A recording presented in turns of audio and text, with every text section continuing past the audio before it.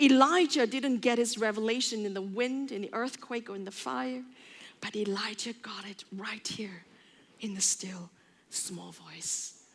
Friends, it is always the still, small voice of God in your heart that will lead you to your breakthrough. Amen. I see many Christians, they're always waiting for signs and wonders. God, if you give me that job next week, by next week, I will know you are real. God, if you give me straight A's in university, I will know that you love me. God, if you heal me by tomorrow, you know what? I will believe you are real. Well, God is not in that miraculous earthquake, wind, fire, but he was in that still small voice.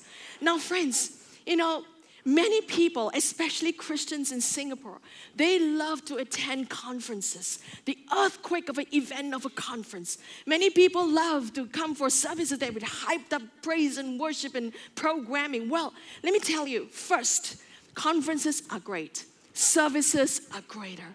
But what I'm saying is this: if you are in that environment of an earthquake and a fire of an event, and you are there, and yet in those events, you don't allow a moment for God to speak to your heart in that still small voice, then the earthquake would have been in vain, the fire would have been in vain, the wind would have been in vain. It's always that still small voice in your heart that will lead you to a breakthrough. Amen? And the problem with most people is this: they do not know how, and they're afraid to be alone to hear that still small voice of God daily. So my question to you is this: are you acquainted with the still small voice of God that is in your heart every day speaking to you? Because it's very critical. If you want your breakthrough, your transformation, your miracles, your blessings, it's very critical that you know how you live in the mundane will determine how you live out your miracle.